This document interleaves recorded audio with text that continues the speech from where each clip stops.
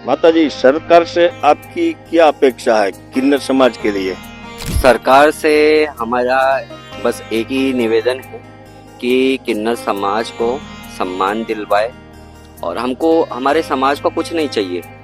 Bill में तो ऐसे ऐसे पॉइंट दिए हुए जिसमें किन्नर समाज को तो क्रिमिनल घोषित कर दिया है।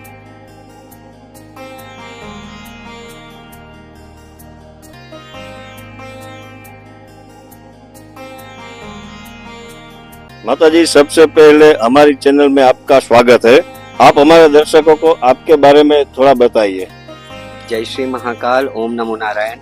मैं माता सती नंदगिरी उज्जैन महामंडलेश्वर अंतर्राष्ट्रीय किन्नर अखाड़ा से, और जैसे कि मेरा मुख्य आश्रम उज्जैन में है, दूसरा आश्रम मेरा अमरेली बाबरा गुजरात में है, जहाँ माँ कामाख्या देवी विराजमान है, पंचमुखी हनुमान जी विराजमान है, और माँ कामाख्या जो गुजरात में सिर्फ एक ही मंदिर है जो बाबरा में है, और स्वयंभू शिवलिंग जो प्रकटेश्वर महादेव वो भी विराजमान है, जिनको 100 साल हो गया है जी।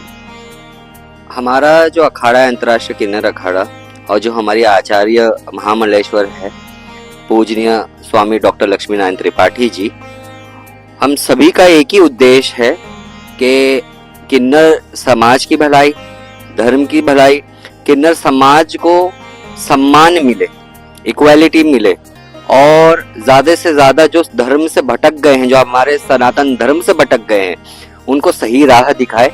यही, और जो भी जैसे सोशल वर्क होता है, लोगों की सेवा, जितना हमसे हो सकता है हम करते हैं। माता जी, सरकार से आपकी क्या अपेक्षा है किन्नर समाज के लिए?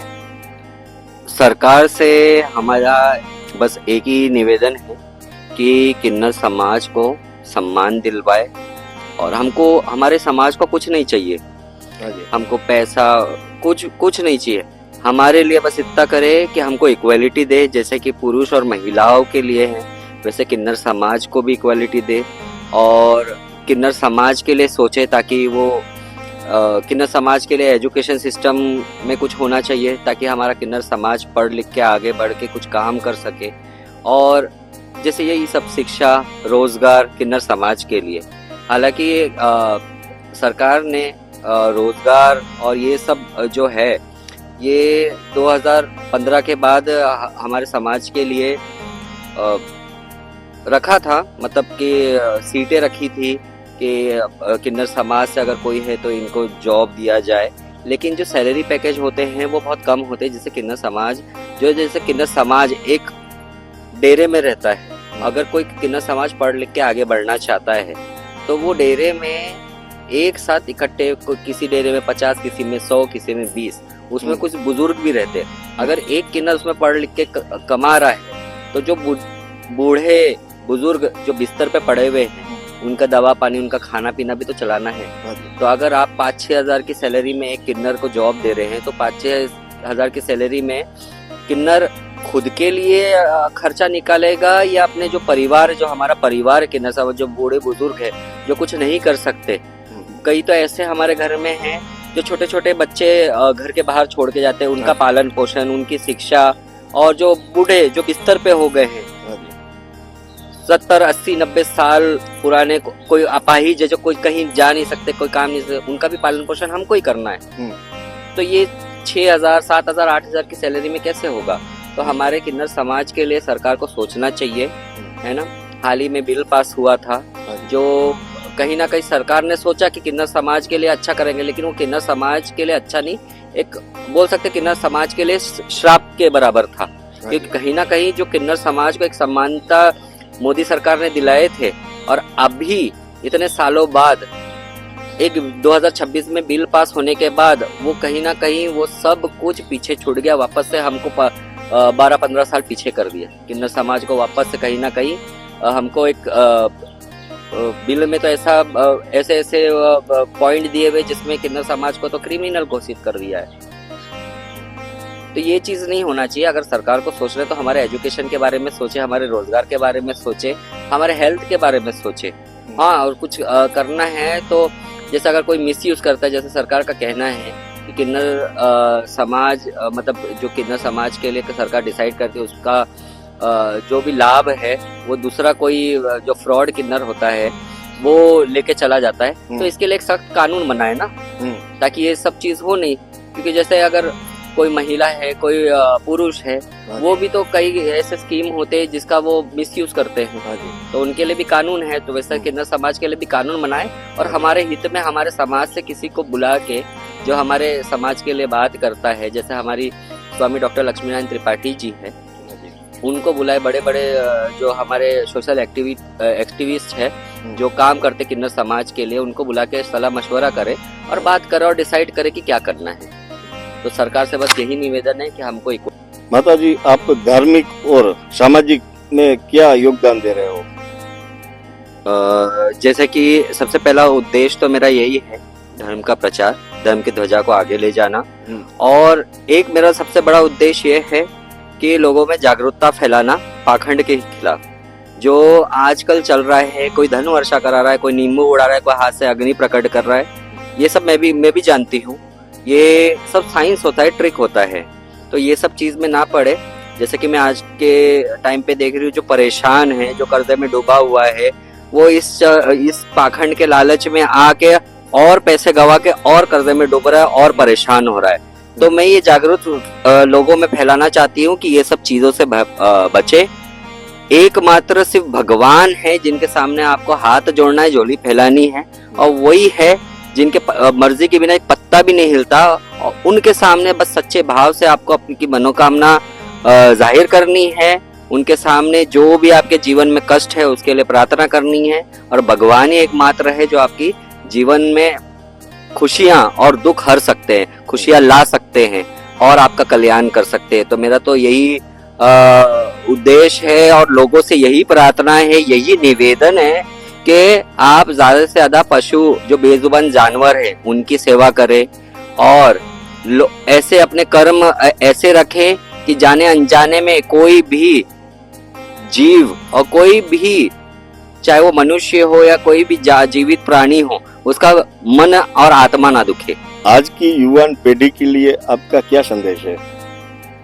आज की युवा, जिसको हम जेनजी बोलते हैं, उनके लिए तो मैं यही बोलना चाहूंगी। देखो, आज तो सोशल मीडिया का जमाना है। हर कोई कंटेंट बना रहा है, वीडियोस बना रहा है, ब्लॉग बना रहा है।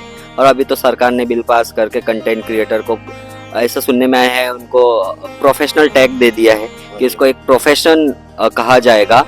तो युवाओं से यही मैं संदेश देना चाहूंगी कि इस चीज का लाभ उठाएं, और आप जो कंटेंट बना रहे हैं वो एक सोशल मीडिया के माध्यम से आप जो जनता को मैसेज देना चाहते हैं, कोई मॉरल देना चाहते हैं, ऐसा कंटेंट जिसे सामने वाला देख के कुछ सीखे, ना कि अश्लीलता। जो आजकल रील्स बनते हैं, बहुत सारे अश्लील वीडियोस आते हैं, बहुत सारे चीज आते हैं, रील्स ऐसे आते हैं सोशल मीडिया पे या यूट्यूब पे, जिसका कोई सेंस ही नहीं होता, कोई उद्देश्य ही नहीं होता। तो अपने धार्मिक वीडियोस बनाएं, एजुकेशनल वीडियोस बनाएं। अगर व्लॉगिंग कर रहे हैं तो ऐसा हिस्टोरिक प्लेस पे जाए, नेचर में जाए, नेचर के बारे में बताए, पेड़ पौधे, जानवर, चिड़िया, बहुत सारे, दुनिया में बहुत सारी चीज है जो ज्ञान दे सकता है। अगर आप ज्ञान ले रहे हो, वीडियो बना रहे हो, तो वो ऐसे वीडियो बनाए जिससे सामने वाले को, देखने दर्शकों को ज्ञान मिले। और सबसे मेन, अपने सनातन धर्म से, अपने धर्म से दूर ना हो, अपने माता पिता की इज्जत करो। बहुत टेक्नोलॉजी बढ़ रही है, बहुत मॉडर्न जमाना हो रहा है, लेकिन ये चीज युवाओं को याद रहना चाहिए कि हम सनातनी हैं, और जो सनातन में एक संस्कार होता है, वो संस्कार को ना भूले, जितना भी आप मॉडर्न बन जाए।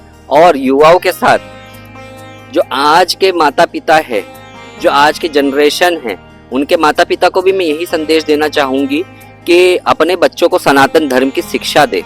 क्योंकि ये जो जनरेशन आ रही है ना, वो सनातन धर्म से कहीं ना कहीं भटक रही है। एक टाइम पे जो बच्चे माता पिता को संबोध करते थे माता जी पिताजी बोल के, आज वो मॉम डैड पे पहुंच गई है। तो इससे आप अंदाजा लगा सकते हो कि बच्चे कितने मॉडर्न हो रहे हैं और कितने अपने संस्कार से दूर हो रहे हैं। तो माता पिता, आज का टाइम ऐसा है कि माता पिता तो देखो जॉब में व्यस्त रहती है, कोई पिता जॉब पे या बिजनेस में चला जाता है, माता पूरा घर संभालती है, या कोई जो रहता है वो जॉब भी करती है, और बच्चे स्कूल कॉलेज में होते हैं, पूरा दिन पूरा परिवार व्यस्त होता है। लेकिन इतने बिजी शेड्यूल में एक चीज छूट जाती है, अब हमारे धर्म की शिक्षा। शास्त्र पढ़ाओ। पहले तो दूरदर्शन पे रामायण आते थे तो सब बैठ के परिवार देख लेते थे और ज्ञान मिल जाता था, है ना। लेकिन आज तो वो सब नहीं आ रहा है। मूवीज वगैरह बन रही है जो अश्लीलता बताती है, अलग चीज बताती है। आज अगर मूवी भी ऐसी बनती है कि लोगों को अगर वो मॉरल देने के लिए बना रही है, कुछ सीख देने के लिए बना रही है, तो जो आज की युवा है ना, उसे कुछ सीखेगी नहीं बल्कि उतना और करेगी, गैंगस्टर बन जाएगी, बड़े बड़े मुंह, सिगरेट विगरेट ये सब पी के, यही सब शोषा करके, यही सब रील बना के यही सब करते, सीखते नहीं है। तो ये माता पिता की जिम्मेदारी है कि अपने बच्चों को समय दे के सनातन धर्म की शिक्षा दे, क्या सही है क्या गलत है, हमारे धर्म अनुसार उनको ज्ञान हो, ताकि वो भटके नहीं। और लव जिहाद जैसे केस होते हैं ना, वो इसी वजह से होते हैं क्योंकि उनको सनातन धर्म का ज्ञान नहीं होता। उनको सही गलत की अगर पहचान होती तो उनको सनातन धर्म की कट्टरता महसूस होती और वो एक कट्टरता मेंटेन करते और ऐसे चीजों में भटकते नहीं। तो माता पिता से यही, जो आज के पेरेंट्स हैं, उनको यही मैसेज देना चाहूंगी कि अपने बच्चों को सनातन धर्म का ज्ञान दे, क्योंकि अब जो जनरेशन आएगी ना, वो माता पिता के वो भगवान से भी दूर हो जाएगी। तो कल को फिर मेरे पास बहुत सारे ऐसे परेशान पेरेंट्स आते हैं कि मेरी लड़की भाग गई, ये वो हो गए, बहुत सारे, कोई मुसलमान से शादी कर ली, लव जिहाद में फंस गई, ऐसे होते हैं। अभी हाल ही का केस देखो, मोनालिसा, वो भी चली गई। तो ये कहीं ना कहीं हमारी कमी है। तो इस चीज पे गौर करें और आज की युवा से मैं बस यही बोलना चाहूंगी कि आगे बढ़ो सनातन धर्म की शिक्षा के साथ, सनातन अपने संस्कार के साथ। समाज को आप किन्नर समुदाय के लिए क्या उद्देश्य देना चाहते हो? समाज को सबसे पहले तो मैं हाथ जोड़ के निवेदन करती हूँ कि आप हमको एक्सेप्ट करो। आज पूरे देश भर में जो किन्नर की हालत है, चाहे वो ट्रेन मांगने वाले हो या सिग्नल मांगने वाले हो, ये सिर्फ और सिर्फ आपकी वजह से। क्यों? क्योंकि आपने हमको एक्सेप्ट नहीं किया, आपने हमको घर से बेघर किया, आपने हमको परिवार से दूर होने पे मजबूर किया। जो माता पिता अगर कोई किन्नर समाज के बच्चों को एक्सेप्ट भी करना चाहता था, तो यही समाज वही पेरेंट्स को टॉन्ट कर करके इतना मजबूर कर गया कि वो बच्चे को घर छोड़ के जाना पड़ा। तो आज जो किन्नर समाज ट्रेन मांग रहा है, और ट्रेन मांगने पे जब अपने पेट के लिए 10 रुपया मांगता है और पूरा दिन फ्रस्ट्रेट हो जाता है, सिग्नल पे मांगता है, पूरा दिन फ्रस्ट्रेट हो जाता है। कहीं कहीं तो ऐसे होते हैं कि ना उनके पास कुछ ऑप्शन नहीं होता है, तो वो रेड लाइट पे खड़े रहते हैं। तो ये क्यों? क्योंकि आपने हमको रोजगार नहीं दिया, आपने हमको मुख्य धारा में नहीं जोड़ा, आपने हमको एक्सेप्ट नहीं किया। इसीलिए हम मजबूर होके, हमारा जो समाज है वो ट्रेन मांगता है, सिग्नल मांगता है। और जब पूरा दिन जब वो धूप में, बारिश में, ठंड में घूम के और पसीना बहा के जब वो हाथ फैलाता है और जब उसको सामने वाला नहीं देता, तब कोई भी इंसान हो, जब आपने एक्सेप्ट नहीं किया तो आप हमको खाने को तो दो। तो फिर वो लड़ पड़ता है और बड़े हादसे हो जाते। हाँ, किन्नर जैसे 5 उंगली एक बराबर नहीं होती ना, वैसे हर किन्नर एक जैसा नहीं होता है। बहुत सारे ऐसे भी होते हैं फ्रॉड किन्नर जो लड़ाई करते हैं पैसों के लिए, बधाइयों के लिए। मैं उनकी बात नहीं कर रही हूँ, लेकिन जो सच में जो लाचार है, जिनके पास कुछ काम धंधा नहीं, जो टोली बधाई नहीं करते, कहीं बस्ती नहीं, कुछ नहीं, वो क्या करेंगे? ना आप शिक्षा दे पा रहे हो, ना आप रोजगार दे पा रहे हो, ना आप अपने परिवार में जगह दे पा रहे हो, तो हम जाएंगे कहाँ? हम तो फिर लड़के आपसे ही लेंगे। तो हमको एक्सेप्ट करो, हम भी एक इंसान है, हम भी जो मिट्टी से आप बने हो वही मिट्टी से हम भी बने। हमारे पास भी वही दिल है जो आपके सीने में दिल धड़क रहा है, हमारे अंदर भी वही लाल खून है जो आपके नसों में दौड़ रहा है। हम भी मनुष्य है, हम भी चाहते कि हमको प्यार मिले, हमारा परिवार हो। तो हमको एक्सेप्ट करो तो सब कुछ अच्छा रहेगा। हम भी आपको एक्सेप्ट करेंगे। और जो किन्नर समाज की तरफ से जो कहीं कहीं लड़ाई झगड़े होते, ये सब चीज होना बंद हो जाएगी।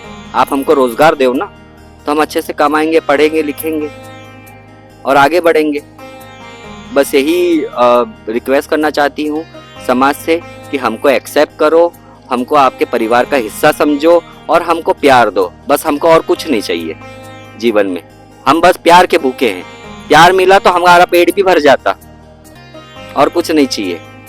जय श्री महाकाल। माता जी, आपका आश्रम कौन कौन सी जगह पे है? मेरा आश्रम एक तो उज्जैन में है, हाँ जी। जो मुख्य आश्रम है, क्योंकि मैं उज्जैन के महामंडलेश्वर में तो सबसे पहला स्थान वहीं हुआ है। उसके बाद अभी हाल ही में मेरा जो आश्रम है वो बाबरा, गुजरात में जो बाबरा अमरेली डिस्ट्रिक्ट में आता है, मेन हाईवे पे, वहाँ पे है, जहाँ पे माँ कामाख्या विराजमान है। हाँ जी। माँ कामाख्या, छोटा सा आश्रम है, छोटा सा मंदिर है, माँ कामाख्या वहाँ विराजमान है, जो कि माँ कामाख्या पूरे गुजरात में सिर्फ एक ही स्थान पे है, जो है बाबरा, हमारे मंगलमुखी धाम किन्नर अखाड़ा आश्रम। तो जब से माँ वहाँ विराजमान हुई है, लोग, माँ की ऐसी कृपा है कि जो भी वहाँ आता है उनकी मनोकामना पूरी होती है, उनके दुख दर्द जो है वो हर लेती है माँ। तो एक बार आप सबसे निवेदन है कि आप बाबरा आश्रम पधारे और माँ कामाख्या के दर्शन लें। माता जी, आपका एक इंस्टाग्राम अकाउंट, बहुत सारे अकाउंट है इंस्टाग्राम अकाउंट फ्रॉड वाले, उसमें कुछ ऐसा मेरे सुनने में आया, उसमें कोई पैसा मांग रहा है। जी बिल्कुल। हाँ जी। जैसे कि मैं बताना चाहती हूँ, मेरी इंस्टाग्राम आईडी सिर्फ दो ही है, एक हाँ। माता सती नंदगिरी के नाम से और एक सती माता नंदगिरी, एक जो मेरी बैकअप आईडी है और एक जो मेरी ओरिजिनल आईडी है, जिसमें 300K के अबाउ फॉलोवर्स है। तो वही मेरी ओरिजिनल आईडी है। बाकी जितनी भी आईडी आपको मिलती है और जो भी पैसों की डिमांड करता है ऑनलाइन, वो सारी फेक आईडी है। मैं आपको बताना चाहती हूँ, देखो ये सब चैट है, पूजा सामग्री के नाम से किसी से 1500, किसी से 500, किसी से 21, 51 हजार रुपए भी मांगे हैं, डिमांड किए गए हैं। मेरा ही डीपी व्हाट्सएप पे लगा के, मेरे अकाउंट से, इंस्टाग्राम से वीडियोस लेके अपने प्रोफाइल पे लगा के ये फेक अकाउंट चला रहे हैं और लोगों को, मतलब लोगों से पैसे की डिमांड कर रहे हैं, पूजा सामग्री के नाम से, क्रिया के नाम से। तो ऐसा कुछ भी नहीं है।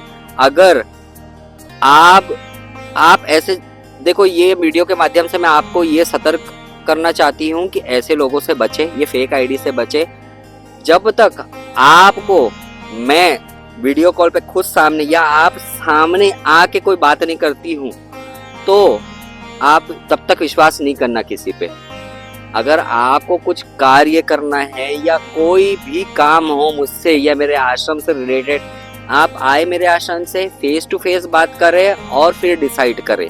अगर आप ऑनलाइन पैसा किसी को सेंड करते हो और आपका पैसा अगर जाता है, फंसता है, तो उसकी जवाबदारी हम नहीं होंगे। इवन मेरे कोई शिष्य भी आपसे कोई पैसे मांगते हैं, डिमांड करते हैं, तो उसकी जवाबदारी हम नहीं होंगे। अगर आपको कोई आश्रम के लिए सहयोग करना हो या कोई भी दान दक्षिणा या कोई भी कार्य करना हो, आप डायरेक्ट हमारे आश्रम पे आए, मुझसे फेस टू फेस बात करें और फिर आगे जो आपको करना है वो आप करें, जैसा भी आप सहयोग करना चाहते हैं। जय श्री माँ। माता जी, अभी ऐसा हो रहा है कि आपके जो भक्तगण है वो इंस्टाग्राम में भी आपको कमेंट करते हैं कि माता जी आपको मिलना है तो हम कहाँ पे आए। कोई लोग उज्जैन चले जाते हैं, कोई लोग इधर बाबरा आते हैं, उसको पता नहीं रहता। जैसे कि मैं बताना चाहती हूँ, उज्जैन में मेरा आश्रम है काल भैरव मंदिर के पास, और एक बाबरा में आश्रम है अमरेली डिस्ट्रिक्ट में। हाँ, जैसे कि आपने बताया कि बहुत सारे कमेंट आते हैं मुझे और बहुत सारे मैसेज, कॉल आते हैं। हर किसी का कॉल रिसीव करना पॉसिबल नहीं होता, दिन भर बहुत कॉल आते हैं। और कुछ लोग भक्तजन जिनको पता नहीं होता कि मैं कहाँ विराजमान हूँ, कहाँ हूँ, तो वो कुछ लोग उज्जैन पहुँच जाते हैं। वो टाइम पे मैं गुजरात रहती हूँ, और कुछ लोग जब गुजरात आते हैं तो मैं उज्जैन रहती हूँ। तो मैं ये बताना चाहती हूँ सारे भक्तों को कि मेरा आश्रम उज्जैन में और गुजरात में दोनों जगह है। मैं अभी ज़्यादा समय गुजरात बाबरा अमरेली डिस्ट्रिक्ट जो राजकोट भावनगर हाईवे है वहाँ पे मैं रहती हूँ। वहाँ मेरा स्थान रहता है, वहाँ मेरी बैठक होती है जहाँ लोग आते हैं। तो सारे अभी तो मैं वहीं हूँ। तो आप जो भी मुझसे मिलना चाहते हैं और दर्शन करना चाहते हैं या मंदिर या आश्रम विजिट करना चाहते हैं, वो बाबरा आश्रम आए। और उज्जैन में आने से पहले पता करें कि मैं उज्जैन में हूँ या नहीं हूँ, फिर आए। क्योंकि काफ़ी लोग को मेरे मोबाइल पे मैसेज आता है कि माता जी हम उज्जैन आए, आप मिले नहीं आपके आश्रम में। तो ऐसा ना हो। मैं ज़्यादा टाइम अभी बाबरा वाले आश्रम में, गुजरात वाले आश्रम में मैं टाइम स्पेंड कर रही हूँ यहाँ पे मैं, क्योंकि यहाँ आश्रम का काम चालू है और यहाँ भक्तजन आते हैं। यहाँ अभी चल रहा है कि हम मेडिटेशन वगैरह चालू करें, हीलिंग चालू करें, क्योंकि बहुत सारे ऐसे भगत भी हैं जो डिप्रेशन में होते हैं, जो एंजाइटी का शिकार होते हैं। हम चाहते हैं कि हमारे हीलिंग और मेडिटेशन प्रोसेस से, मेडिटेशन एक छोटा सा ओम का जाप से भी उनके जीवन से अगर डिप्रेशन चला जाता है, एंजाइटी चली जाती है, तो इससे अच्छी बात क्या हो सकती है। तो हम ये कार्य चालू करने वाले हैं, तो आप बाबरा आश्रम विजिट कर सकते हैं। और जितने भी दर्शक हैं, और आपके विवेक भाई, आपके चैनल जो इंडिया टीवी लाइव है, ये चैनल के माध्यम से मैं सभी को, सभी दर्शक, सभी भक्तों को, सभी सनातनियों को आशीर्वाद देना चाहती हूँ कि उनके जीवन में ढेर सारी खुशियाँ आए, उनकी काया निरोग रहे, उनका रोजगार बढ़े, रोजगार में बरकत हो और ढेर सारा प्यार उनके जीवन में आए। बस यही आशीर्वाद है। और बस सत्य सनातन धर्म की जय, और धर्म के लिए आगे बढ़ते रहो, धर्म की ध्वजा को आगे लेते जाते रहो। बोलो हर हर महादेव, जय श्री सोमनाथ, हर हर श्री महादेव। सोमनाथ। देश और प्रदेश की खबरों के लिए अभी सब्सक्राइब कीजिए इंडिया टीवी लाइव, साथ ही बेल आइकन को दबाना बिल्कुल ना भूलें, जिससे सबसे पहले खबर आप तक पहुंच सके।